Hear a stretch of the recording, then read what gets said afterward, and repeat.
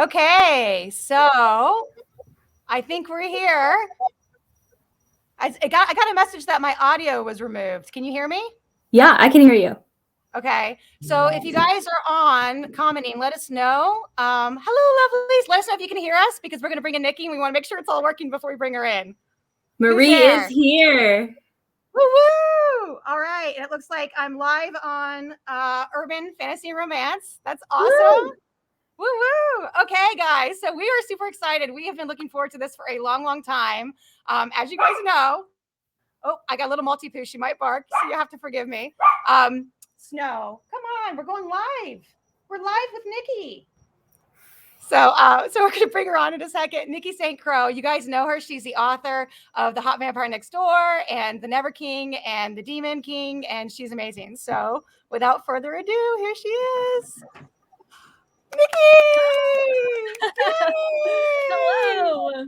Hi! I'm so excited to be here. We're so excited to have you. You have been like blowing up on Amazon bestsellers, and I was just like tickled pink that you wanted to do this. So thank you. Thanks so much for being here. Well, you know, I love your group. And we talked about this before, your emoji reviews.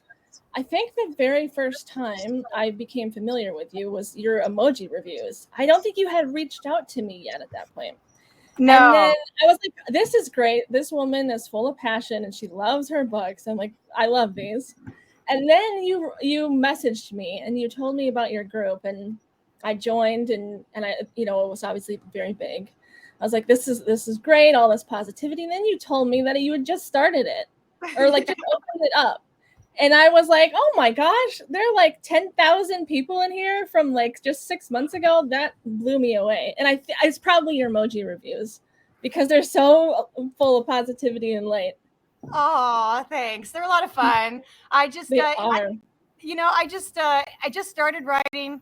Well, anyone who's following the group, I'll be real quick about this because we're about you. Yeah. But anyone who's been following the group for a while and seeing my posts and me talk and stuff, you know, it was just 15 of my. That's my favorite thing about the group, is that it's just about, you know, the positivity.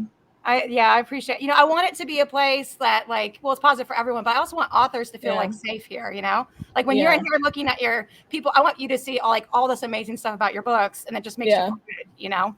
So. Yeah, exactly. I mean, you don't need to stroke my ego, but I'm a reader too. So I'm going to be in the group, you know, so it is great that you don't have to be stumbling on something where somebody's like, oh my God, I hated this book so much. This is trash. yeah. And you want Rex too, right? Like that's what people forget. Authors are people, and they read too, and they want to go to Facebook groups, and they just don't want to have to see bad stuff. They just want to see, oh, this looks great, you know, and then go pick something up. So yeah. Anyway, love over here in the chat. Oh my goodness, Rebecca, you're getting some love. Rebecca is the best. She is. Well, I want to introduce. I didn't even we were so excited when we brought you in. About Holly. Holly has been a mod with us for a bit now, and she also has. I told you I wasn't going to do this, but I'm going to do this. She's a book talker, so she has a really cool. Tell them what your channel is, because it's just so much fun. It's Holly's Books and Booze, and it is random recipes, book reviews, and a beverage or two. There you go. So I thought when we planned this out, I thought, oh my gosh, Holly would be just great to bring on here. She's so much fun. Yeah. And the funny thing about Holly is like I've been fangirling her videos for a while, and I asked her to be a moderator in the group, but I didn't know she was the same person. Isn't that funny? That happens. She never promotes herself in the group, and she's always positive. And I reached out to her and I was like, hey, would you be a moderator? And then like it wasn't until she gave me her picture to post in the group as one of the moderators that I worked it out that she's the same person. And speaking of TikToks, and your TikToks are the bomb. I'm in love with your TikToks, Nikki. Oh my gosh, yes. They are amazing. I was showing the one that all the things she said running through my head, that one where you did when you're like singing to it. Yeah, okay. That was from a while ago, I think. Yeah. The lip syncing ones are a little more difficult, so I don't do them as often. Yeah. Well, they're good. You're really good at them. The little snippets, the little teases are really fun. Well, I'm pretty new to TikTok too. I started in August of last year. And I think around that time is when everybody was talking about book talk really blowing up, and I was already on TikTok as a viewer, and obviously I loved it. You can lose hours on TikTok. Oh my gosh. And so I was like, I'll just, get on here as an author and try this out. And I love it. I'm not like super great at being consistent on social media, but TikTok is the one thing that I'm pretty consistent on just because I love it so darn much. Yeah. Well, it shows. You're very, Well, thank really, you. really good. So, Yeah, so your what videos we're have gonna tons of traction. say again? I said your videos have tons of traction. It's so cool to like see everybody loving up on an author you love too. So Yeah. How do you get your ideas for your TikToks? Like, how do you come up with what you want to do? Mostly, I mean, obviously they're all almost book stuff now. In the past I did some like skit type stuff. Like there's the one about Hawkeye, and there was another one about Geralt being a daddy. Those ones, like, I loved those ones, and I spent so much time on those, but they don't have a lot of views. For some reason, whenever it's just all the book stuff, the book stuff is my most viral content, and it's just scenes from the books, and I think when you're already in the worlds and you're building up the tension in those scenes, you can kind of easily put that into a TikTok. You know how to build the tension in the TikTok itself because you've already written it and you can feel the emotions or whatever. So that's really it is just scenes from the book, sometimes in different ways. There's a lot of repurposing of content on TikTok. So yeah, it's primarily just book stuff at this point. For some reason, well, I mean, not for some reason, Peter Pan and The Never King are my most viral stuff because it's kind of salacious. It's so good. Well, and the fairy tale retellings are so hot right now too. It's genius that yours dropped at the time it did. And it's been number one for a while, right? I don't know if I didn't check it today, but it was number one for a long time, and then number two for a while on several lists.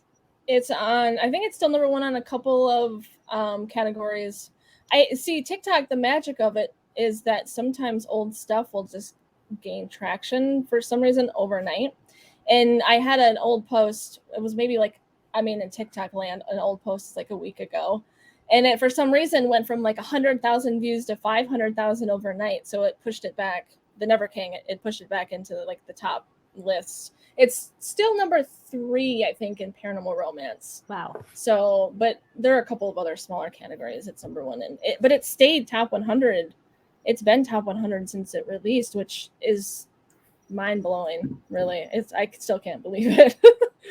Well, I guess in the top 100, right? You've had Hot Vampire Next Door, you've had The Demon King, I know that, Hot Vampire, yes, was in top 100 in January, primarily because of TikTok too. A couple of viral TikToks, and I mean, smutty vampires are fun too, so I guess people seem to like that as well. I mean, Hot Vampire is kind of like my my ode to the Vampire Diaries and Damon Salvatore. Let's just be real. There's a lot of Damon Salvatore in Bran. I was gonna say, you're a Damon fan, right? I am very well. See, I kind of wish Elena didn't have to choose. If I were to rewrite that, that's what it would be. It would be a throuple, and maybe I will someday. I'll do another, not necessarily a Hot Vampire, but I'll do a Damon, Stefan, Elena throuple. Lydia says that it's awesome that you respond to your fans. She said it's really cool when an author you love reaches out and responds. So yes, you are so responsive. You're all over our social media. And as those accounts grow, I think I probably will have to figure out a balance to responding to all of them versus not being online, so I could write. Yeah. I haven't quite figured out that balance yet because I love being online and I love talking to people and responding to comments. So I do try to. It is something that I'm very intentional about. Instagram and TikTok are probably the best places. Well, and obviously my Facebook group too.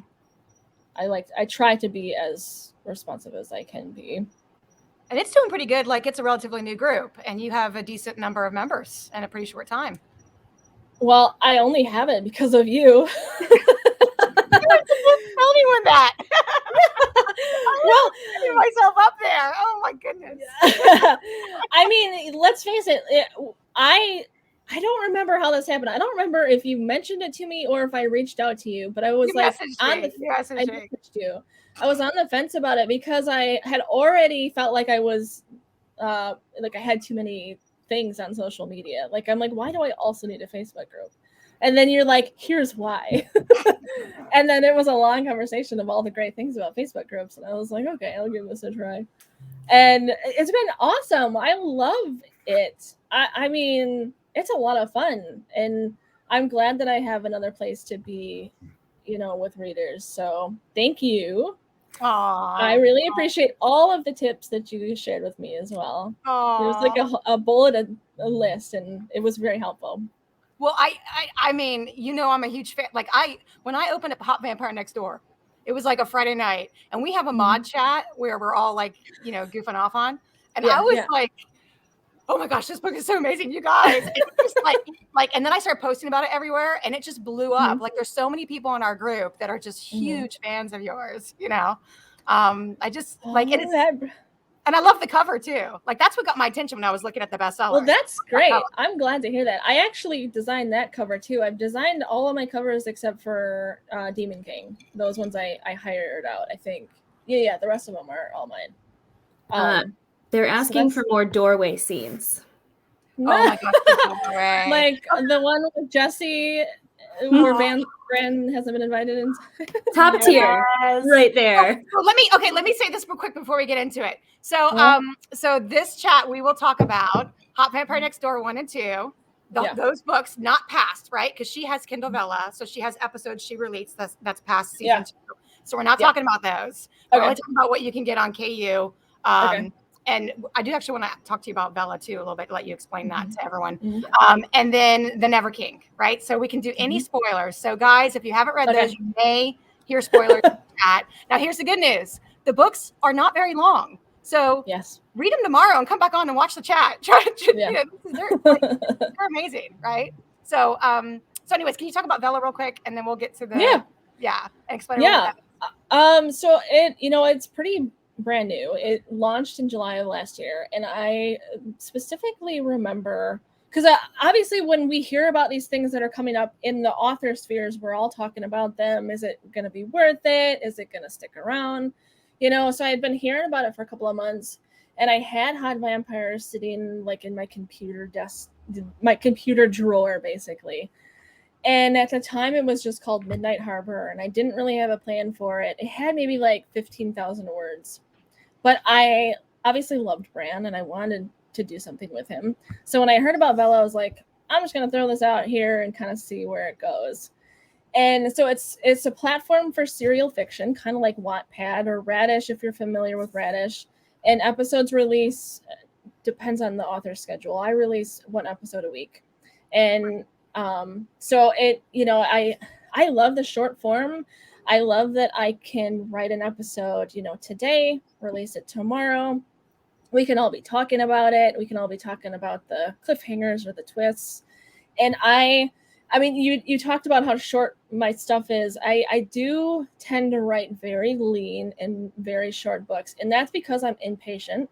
I get bored very easily. I want something fresh. And so the serial format's very good for that.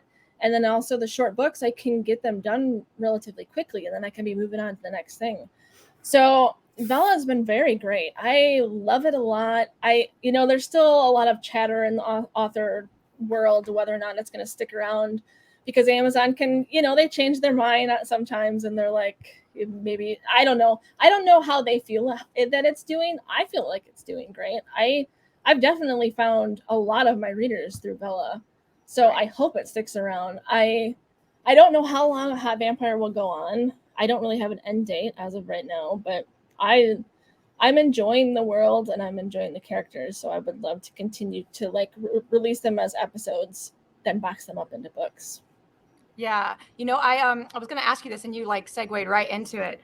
Yeah. I love that your books are lean and they're shorter. Good. Yay. I think you have a real niche for that. Like, I think you've got like a niche market. Like, people love it. We are, yeah, we like, a lot of us like series that are like, 10 books, 600 pages long, whatever. But that's a commitment, and for your books, like, you can get them, like, you could read the Demon King. You can read actually Hot Vampire Next Door too. Shoot. Yeah. You can read all of them over a weekend, Yeah. like, you can read on a Sunday afternoon. Like, you have a Sunday afternoon free. All right, let me go check out this new book from Nikki.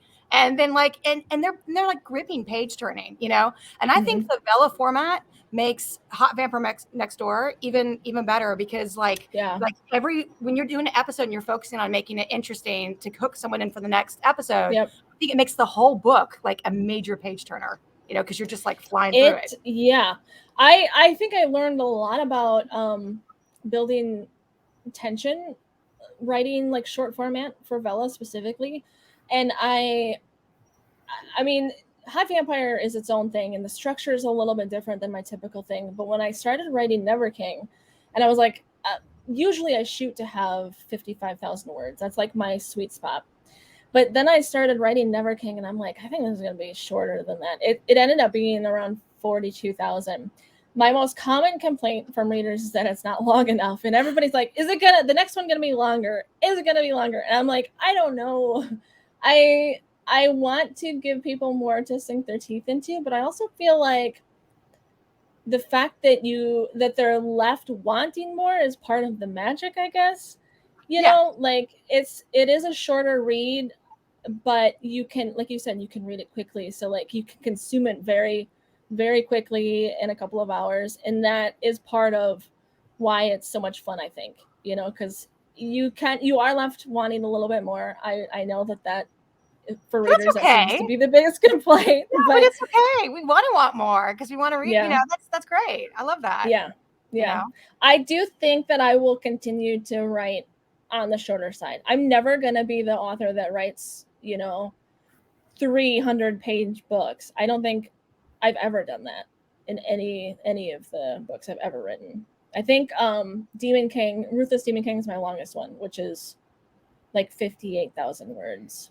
Yeah. So if you want some longer work from me, read my Demon King series. And I'm in the middle of the third book right now, and I'm loving it. And and you said it was the last. It's like the last book of their main story, right? The third book. Yeah. So the main like story arc and my original plan was for 3 books. So the story is wrapped up on book 3, but we probably will go back for some. I'll probably write some novellas, so even shorter than like Never King, probably like 30,000 words. Hot Vampire length would be what I would probably do if I wrote some more in that world. Right. Marie said length means nothing if you aren't satisfied. That's true. I love that. Oh my God. Talking about in the chat how Vella isn't in the UK yet, but all that stuff is on your Patreon. Yeah, my Patreon started as a place for me to post episodes for international readers because of that. And I don't know if they're going to expand it globally yet. We haven't heard anything. So yeah, if you are an international reader and you want to read Hot Vampire with the Vella, so, season 3 at this point is what we're on. Episodes go up on Patreon. And in fact, Patreon usually gets them before Vella does, because Vella takes forever to approve an episode. Because I am still writing live. I keep saying I'm going to try to get ahead and schedule, because if I can schedule them, they'll release at like midnight, like without fail. I can't get ahead. I'm trying. I'm not quite there yet. Well, so the person who asked that, and I'm going to give her a shout out, is Carrie Gray, because she's in the UK, and she was messaging me today saying, I'm going to stay up. I'm staying up so I can watch it. I'm staying up. So I told her I'd give her a little what time is it there? It must be really late. What? It's pretty late. It's like 5. Yeah, it's 5 or 6 hours. Yeah. So well, thank you for coming. But let's Holly, if you want to hit some of the comments there, from the live, I think, or have you already? They're coming up. There's so much love about, like, Never King, and like the length is perfect. Like it doesn't matter if it was 700 pages or 200. Like no one can put it down. Excellent. That makes me and then thank you for releasing Bran into the public. Of course, that was my pleasure. Who's your favorite MMC? Oh gosh. I didn't have that on my. I just that came off the top of my head. I didn't like. I know. Well, okay. Probably. That's so mean of me. All for different reasons. Probably Vane would be my number one. Bran my number two, and then Damien and Wrath would be like tied for three. I mean, I love the twins too. I don't know. My answer might change tomorrow. You love them all. They're all great. I love them all. Yeah. You have a way with writing MMCs. You're very talented. Why choose? Well, why choose? Yes. So did you? I know for sure there's a question from Amy Reynolds. She was wondering if you always knew that Never King was going to be an RH. Yes. The whole Peter Pan, Peter Pan and the Lost Boys, I knew that would make the perfect RH. I've never written RH. This is my first one. I've read a lot and I love it because of the whole why choose. I'm greedy in that way, I guess. So I'm like, Peter Pan, I've always loved the darkness of Peter Pan, like the original book. Like Peter Pan was an asshole. And so I knew that he would make a perfect villain. And the Lost Boys were kind of wild and reckless. And so RH was always going to be an RH. That's awesome. Okay, so do we want to go back to that door question? So I have a bunch of questions that I've gathered from the group, and I know we have questions on the comments. Do you want to go back to the door question? Because I kind of like away from that. Or what was the question? Will there be more door scenes? Yes, lots of requests for more doors. Okay. More teasing, more tension. Okay. Yeah, I'd have to think about how I could do that. Because Bran's been invited into a lot of places. Unless it's just about, part of what's great about that scene is that Bran can't join in. And obviously for somebody who has control issues, that's pretty... He's very controlling, which is He great. is, which I love. I mean, that's my favorite. I will continue to write MMCs who are very controlling and possessive. That's just I love it. So yeah. You can always expect that type of thing from my characters. That's awesome. And it also maybe the whole door scene. And not only that, like in Never King 2, like your women are so empowered, like they're I love that about it. And I've got a lot of feedback where people tell me like, Winnie, from Never King or Jesse, like they're all like, they're just like, Jesse's like, I got toys and and then Winnie is like, Wendy whore, whatever, I don't care, I own up to it, and it's just so refreshing, right, to get FMCs that are just like all about women empowerment. So, is there anything behind that for you, or anything you want to talk about? I've talked a little bit about this, like online and on Patreon. Power is a big theme in all of my writing. In all of my worlds, in power, the balance between power, the shifting of power, so like, well, I can't really talk about this yet because it's not even out on Vella, but there is I like seeing the transition. My male characters are always going to be powerful. But as their relationship grows, there has to be a shift in the dynamic. And some of that is emotional or mental. Some of it's actual power, magic or power in some way.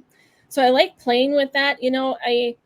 I like controlling MMCs because, maybe this is only for me, but maybe, I don't know, maybe for other readers too, but I like the strong male characters who are capable and dominant and take control. I like that. But there's got to be some some more, I guess, the shifting of that as the story progresses and the female character becomes more powerful, but he still is controlling in a little bit of a little bit. Mm-hmm. And a female main character maybe is more powerful, and there's some of that in the Demon King series. I don't want to give away any spoilers, but I love it when the female becomes almost on equal level with the male character by the end. I love that. But obviously when it comes to the bedroom, there's still some of that dominant aggression but at that point, she's part of the power play. I think that's another important thing. She's active in the power play, so you get to enjoy it, but it's like it's all a game and everybody's having fun. So yeah, power is a huge theme in my writing. Yeah, it's very different from I gotta be careful what I say here. Omegaverse, right? Because it's like with Omegaverse, the woman is submissive outside the bedroom and inside the bedroom. But with yours, it's just inside the bedroom, but outside she's a powerful woman. And yes, big difference, right? Yeah, and I love that. I'm loving that. Of the take no shit female main character. We're all on board. Yeah, it's awesome. Super awesome. I do love a strong female character. I grew up on Underworld is a great example. I love Underworld. Kate Beckinsale is so amazing. I love that. It's so I love that series. I will always be there for that, for sure. Yeah, super awesome. And the other thing I was going to say, and then I'll read a couple questions that I got, is I love at the beginning of the Never King. I don't know why. I was hooked immediately when you did the whole spin on the football and the sexuality. So you were like, he's great at football. How did it go? Yeah, he's great at football. He's crap bad at sex. Too bad that I hate football and I love sex. I died. I thought it was hysterical. I went and dropped it in 4 chats I was on at the quote. And I'm like, I ain't reading it, So that was just so clever the way you did that. That's so funny. There was a TikTok somebody did on that, and it was the first page on her Kindle, and she was talking about that, and it's starting out great or whatever. And it's so funny because that line actually came much further into writing it. It was in revision mode is when I added that. It didn't always open that way. But wow. It's so funny to see what people resonates with people or what they like, because I didn't think much about that. It was just a great way to show who Winnie is, which she likes sex. Yes, and she embraces that. Yeah, and I wanted that to be very clear because there's a kind of a delicate situation of she's come to Neverland, she's been kidnapped, and nobody wants to wait for the sex. So I'm like, how am I going to make this happen? And I had that scene with Starla, and I had written that scene before I even wrote The Never King. So I knew that was the sex positive and the prostitutes that was going to be really big in the book, but I wasn't quite sure how that was going to relate to Winnie. So the football thing came much later, once I kind of embraced that sex positive side of Winnie. So she wasn't always that way. She was a little more, I mean, she is broken, but broken in a way that wasn't, I don't want powerful, I guess. It wasn't one of her strengths. You can be broken and be strong, and that is who Winnie is. And she wasn't that way in the very beginning. I kind of had to be with her a little bit longer to kind of figure out who she was. I like this version of Winnie much, much more. Yeah. And that's funny. That's segues right into a question from Kathleen Gifford. She wants to know if there's anything that can be done to reverse the damage to her from her mom and the Never King. And then also I have more questions. I think Amy was the one who asked, are we going to hear more about what happened, that history there and what was done to her? Yeah. So there in the Never King, Pan tells Winnie that he took her mom to the lagoon, which can be healing. So that the lagoon can be healing, and I think it could still be for Mary. I don't have a clear plan for Mary, because I'm going to do 3 books. I've got I'm half plotter, half pantser, where I like to have kind of a roadmap, but I also like to have some things that are open. So Mhm. I don't really know yet what's going to happen to Mary.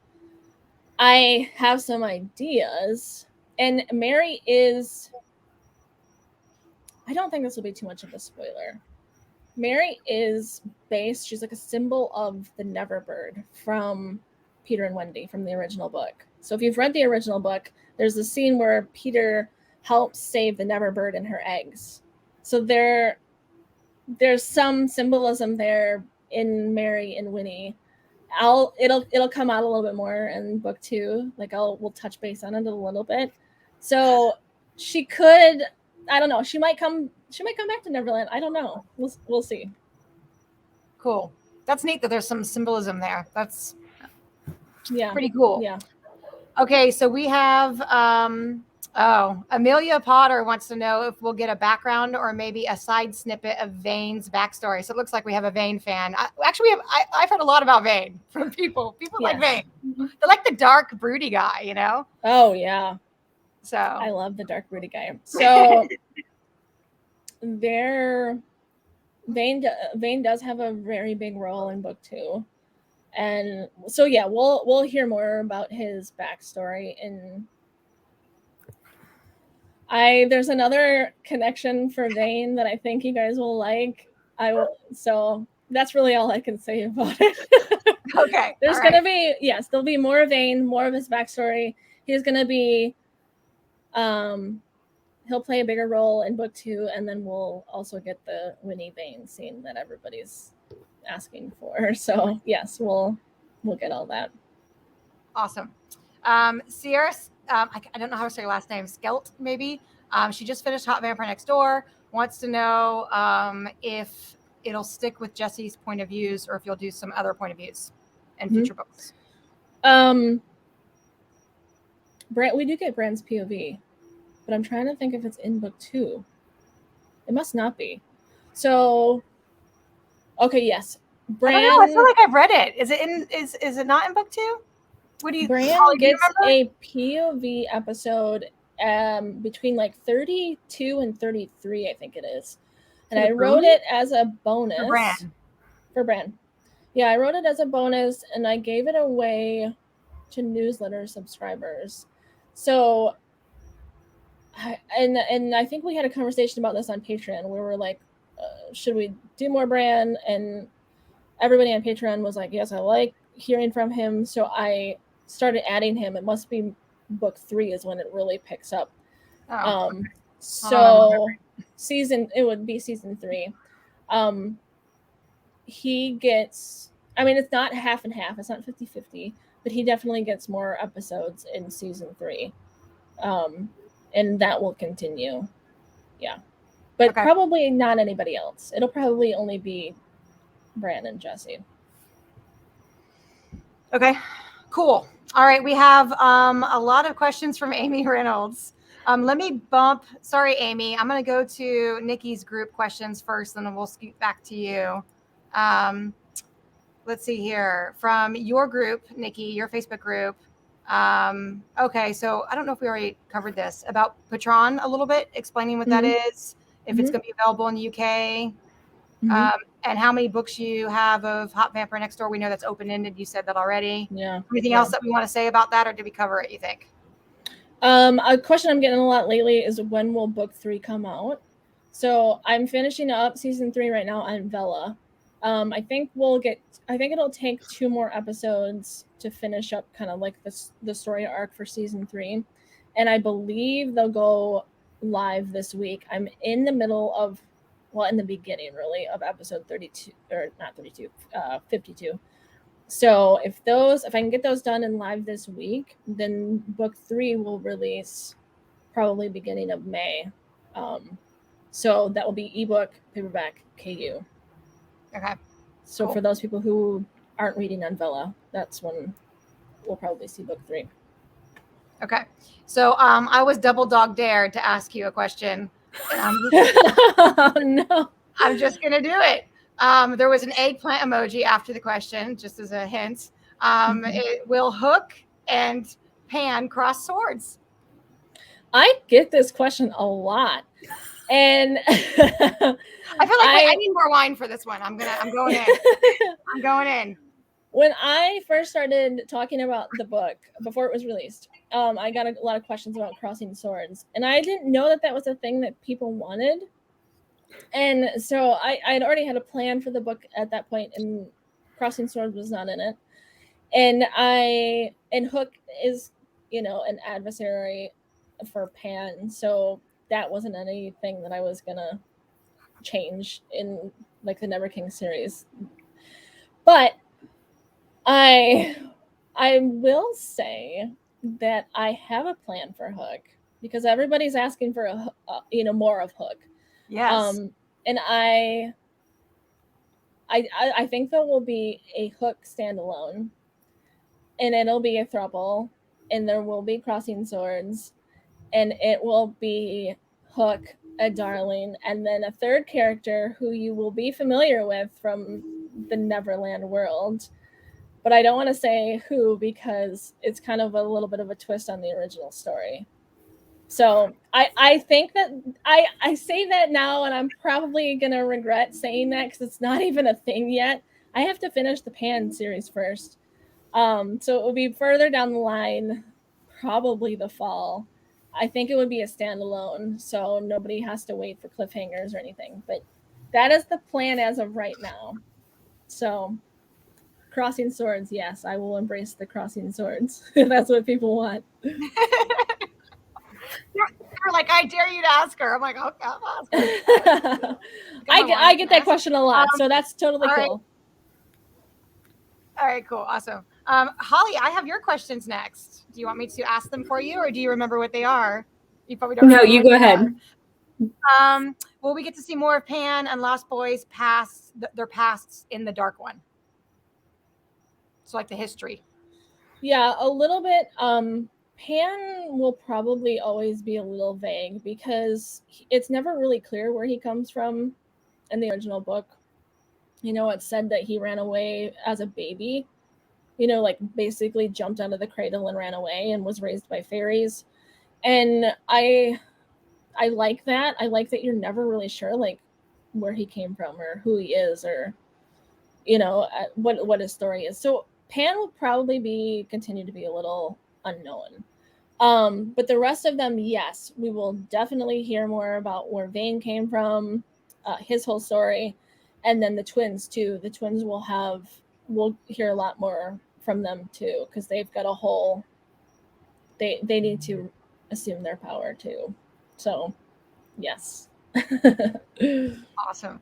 And then Holly also had, I feel funny asking your questions for you, Holly. Do you plan on more dark fairy tale retellings? Oh yes. Oh my gosh. I might get in trouble for this too, because I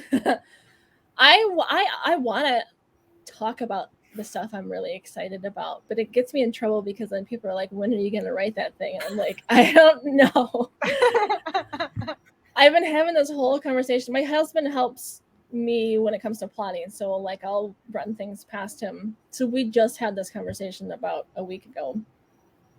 Because I do think fairy tale retellings are in right now. I think they'll continue to be in. I mean, they're a lot of fun, and it's been a lot of fun for me writing them. So a Cinderella retelling that's our age, where the stepmother and stepsisters are stepfather and stepbrothers. So very, very twisted, very taboo. I love the whole daddy thing. Like, I'm just gonna embrace that, okay? I know some people hate the daddy thing. I love the daddy thing. And I want to write a daddy PNR. So that's on my wish list. In fact, if you go back into my TikTok archives, you will see that I've been wanting to write a daddy PNR for a very long time. And the age gap thing, I love that. And the original Cinderella, the Grimm's Cinderella, it's not a fairy godmother, it's a tree. It's like a wishing tree. So I really like that. I think that's really cool. Instead of doing the whole fairy godmother thing, this wishing tree, I haven't figured out all the plot details yet, but that's kind of where I'm thinking I'm going to go next.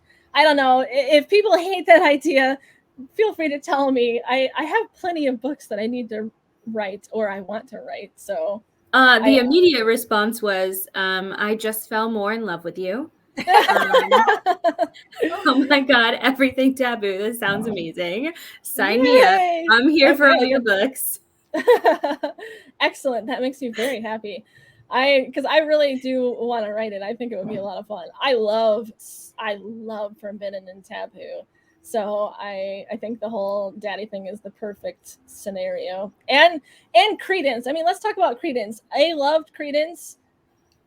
I wanted more of the whole taboo. I mean, you know, in that book it was step uncle and cousins, but the stepbrother stepfather thing is kind of the same thing. So that would be a little bit of my inspiration with Credence for Cinderella retelling. So yeah, I'm glad. The group is definitely they're jazzed. They're like, okay, awesome. When? I know that's and we're here along for the ride. You just do whatever you want to ride. We are here. Do whatever I want. Okay, all right. I like that. I like the freedom. For sure. Yay. For sure. Okay, so Amy has Amy's on the chat too, but she's a huge fan of yours. I don't like she has so many questions. So let's see here. What can I talk? Well, actually, let's talk about you a little bit. Like we've been talking about the books, but let's talk about you. You know, like how did you start writing? How long have you been writing? What series do you have out there? Do they relate to one another? Is there a reading order? All that kind of stuff. Yeah, I definitely need to work on a reading order. Oh, it's a kitty cat. It's like pet time. I have mine right here. You know, pet time. There's I locked my cats out because I knew they would make too much trouble. So I know it probably seems like I went from 0 to 60. That's not the case, you know. And I like to be very transparent about this so that nobody, if you're a writer and you're wanting to write and publish, it's very hard to see somebody have success and think that they found that overnight and it's so easy for them. Why isn't it for me? I have been writing and publishing for 20 years under various names. I got my start very early on ghostwriting for Scholastic. It was the series pitched as Gilmore Girls meets Desperate Housewives, and it was YA, obviously. You know, Scholastic's for children. That taught me a lot. That was a lot of fun. That would have been like 2005, 2006. Then I had my daughter, took a little bit of time off, and then I come from YA, so I was very much into YA as a reader, as a writer. I loved it. I didn't know that there could be anything better, such as steamy romance, but we'll get to that.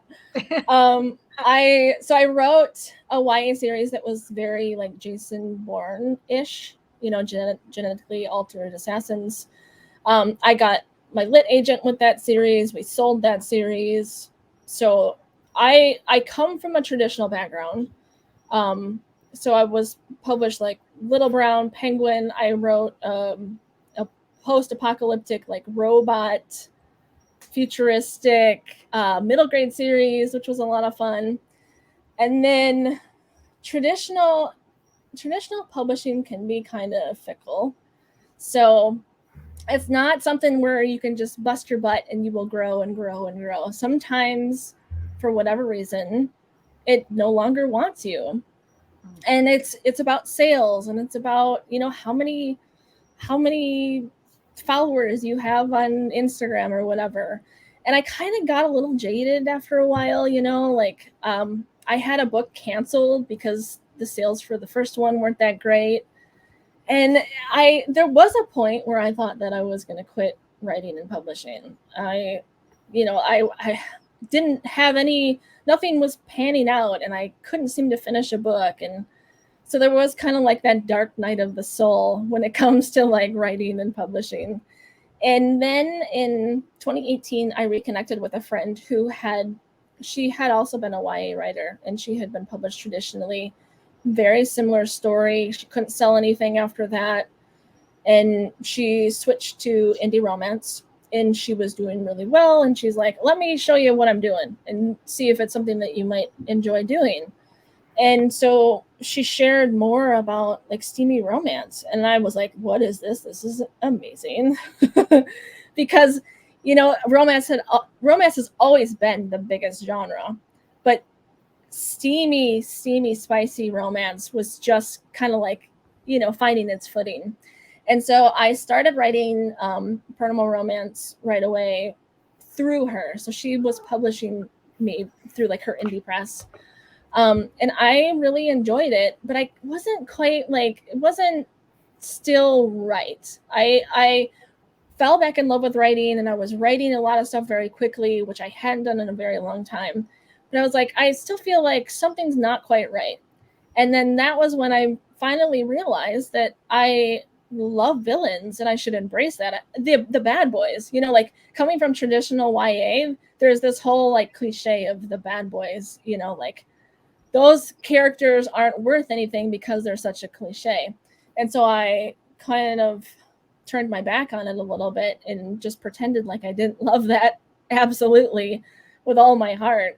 So once I kind of like embraced that, and I decided that was what I really wanted to be doing, is when it all finally started to click for me. So Nikki St. Crowe is a new pen name. She started publishing in June of 2021. So she really, I say she, me, she's the pen name is she and me. It really is the right fit for me, who I am as a person. The books that are coming out now are me, and it's finally started to feel like the right thing. It's not just writing what's popular or writing what I think will sell. It's everything that I love as a reader and a writer. Those bad boys and the power exchange and all of that stuff. Now, the series that I did write, like with my friend, I just negotiated buying back the rights to one of those series. So I don't want to share that name because I'm going to re-edit that series, because it's kind of like, I've changed a lot since then. So I would like to edit it a little bit, and I'm going to put new covers on it because the covers do not match what the series is. So those will come out this year. I'll recover them, edit them, and re-release them. It's a 5-book series about jinn. It's like this family of super powerful jinn brothers. Awesome. So one of my favorite series. I love that. So my publishing company now is called I'm going to tell you, it's called Blackwell House. If you look up Blackwell, you'll probably find it on Amazon because it's still up, but it'll come down soon because I'll get the rights back. Right. Wow, what a journey. And some people are saying, thank God you didn't quit. Like, because oh my gosh, when I look back at that, I can't imagine quitting. I mean, I probably would have came back to it regardless of what journey I took. But yeah, I mean, most creative people probably have some ups and downs, and that's just part of the process. So right. Cool. Yeah. All right. So we have a few more questions about Never King. Let's see here. I've asked you all of those. Okay. So quoting to all the girls who have grown up hard and fast. Were you inspired by anyone in particular? Or is it just kind of what we've already been talking about with empowering women? Yeah, that is me. That girl is me. And I, as you get older and you start seeing a therapist, because everybody should see a therapist, you start to realize, well, for me anyways, that maybe the things you thought were normal actually weren't. And, I look back on my childhood, and I always had a roof over my head, and we always had food on the table. So I don't want to talk negatively about my parents, but they were young and they were partiers, and it was a nonstop party. And just to give you an idea of like, I talk about this. I've talked about this online. I was a teen mom. I was pregnant at 15.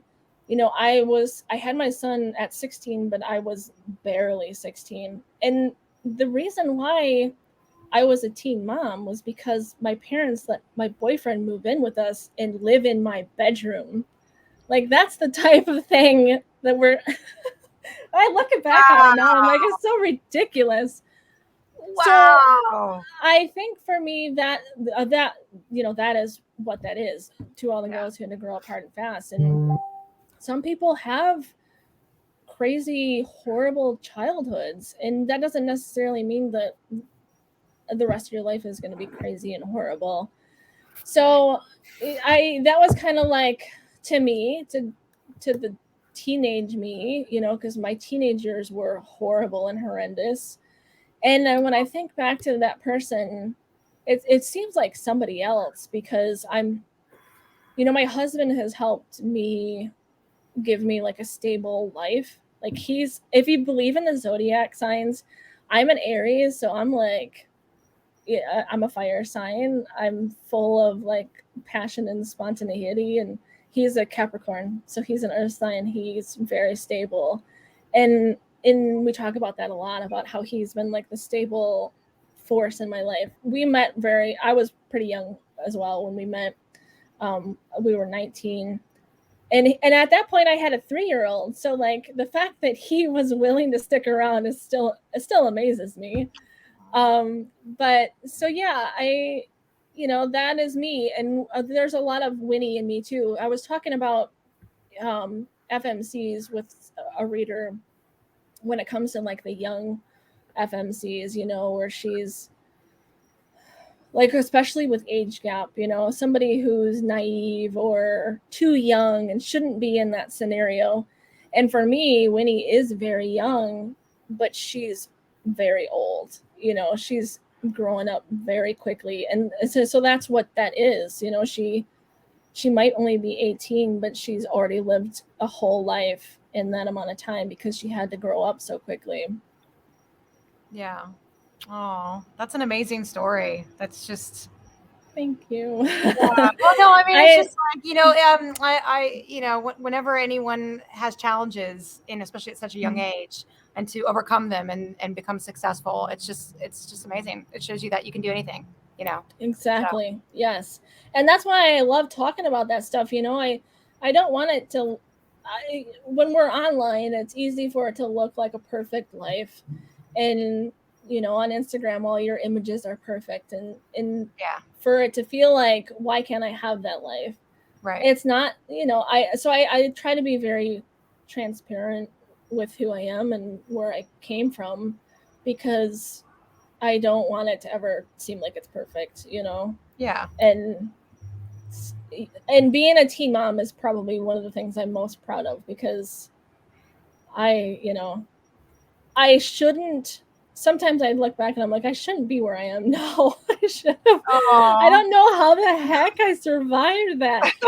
I don't know, somehow, by some sheer force of will, I guess. But by you opening up and being transparent, you're such an inspiration. You really are. Like, you're helping so many people, you know?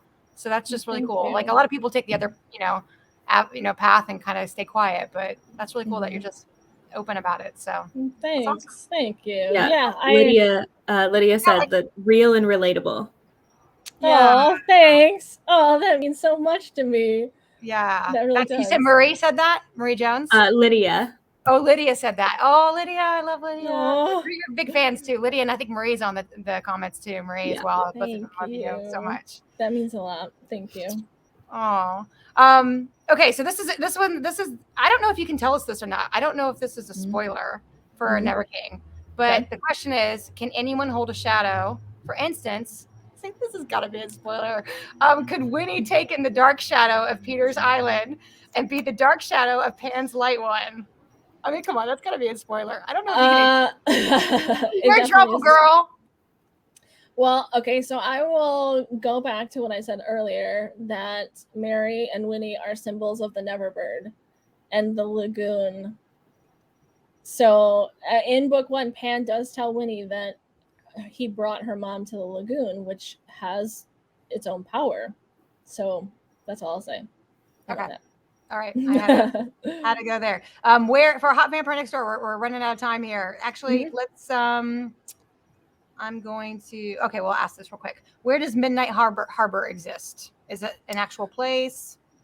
Well, not in reality. It's not. It's made up place, but it's like New England, like northeastern United States. It's the way I have it in my head is that it's a city that is kind of protected or isolated by magic. So like you can get to it, but you have to know where you're going to get to it, kind of thing. I mean, Mystic Falls, you know, like it's very isolated in what it is, and it's full of supernatural creatures. So kind of like that. There was some of that in Midnight Harbor for sure. Okay. Yeah. Cool. Do you have any? This is from me. Do you have any plans to write different genres, or have you already? And it sounds like you kind of already answered that a little bit before. Yeah, I have written a lot of other genres, but I think I'll probably stick with paranormal romance or fantasy romance from now on. Maybe contemporary romance somewhere down the line, but I really have. There are too many books I want to write that are paranormal, so I don't think not anytime soon. Would you consider the books like the Never King, Hot Vampire Next Door, the Demon King? Are those all in your mind paranormal romance, or what do you consider them? Yeah, paranormal or fantasy. I think Never King is a little more fantasy than it is paranormal, but yeah, all in those genres. Okay, and then I think a good question to leave with, and we'll just have to have you back. How's that sound? Yeah, that sounds great. Yeah, especially as the other books come out. Yeah, for sure. Yeah, we would love that. This has been awesome. Yeah. So we talked about like how you that this wasn't overnight, right? Like you've been working for a long time. However, you have been blowing up like crazy. So 6 months, right? Like just so like how has that been? Like I mean, is your messenger blowing up? Are you being like called like crazy? Are people like bugging you? Like what's like how's it how have you been feeling? Has it been amazing? You know, just because we like we love to see people succeed, right? And you're like gold right now. So we want to experience it with you, you know? So just I mean, obviously it's amazing. I've been in this industry for a very long time. So to see some traction is great because obviously you want people to read your stuff. But it still blows my mind that this is where we're at. And I mean, I definitely, get a lot of messages and comments on TikTok, and it's all surreal for sure. Because it did kind of happen overnight. I would say Hot Vampire and Never King are probably what really made it happen overnight. The Demon King series started releasing last fall, and it was, I mean, it was great. It sold really well, and people started reaching out, but it was primarily Hot Vampire and Never King. And I had a feeling that Never King probably would do, people would like it. It would resonate with people. Because I knew fairy tales were in, and this was my darkest thing so far. I kind of like took the chains off basically and embraced all the things that I really love about, like, calling Winnie a horror. I like that stuff. And I know it's not for everybody, but I think there are a lot of people who are enjoying it right now. Like the darker, filthier stuff, Yes. Because it's not predictable. It's not the same thing we've read over and over again, Yeah. And it gets us emotional. I love it. I love it too. Stuff. And when you pair that with something that is familiar, so Peter Pan is familiar to a lot of people. So I had a feeling that it would probably people would want to check it out and it would be popular, I guess. I did not know that it would be the way it is, and that is still surprising me and blowing my mind. So it's been great. I'm very happy with the response, obviously, and it just means that the things that I love and that I've been putting a lot of time and energy into are the right things. You know, the fact that people have responded to it and are enjoying it and want more. And like you said, the short books, like I love writing short.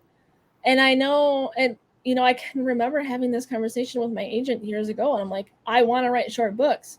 And she's like, there's not really a market for that. And I'm like, but I think there is, because the way we live our lives now, it's our time is limited and everybody's busy.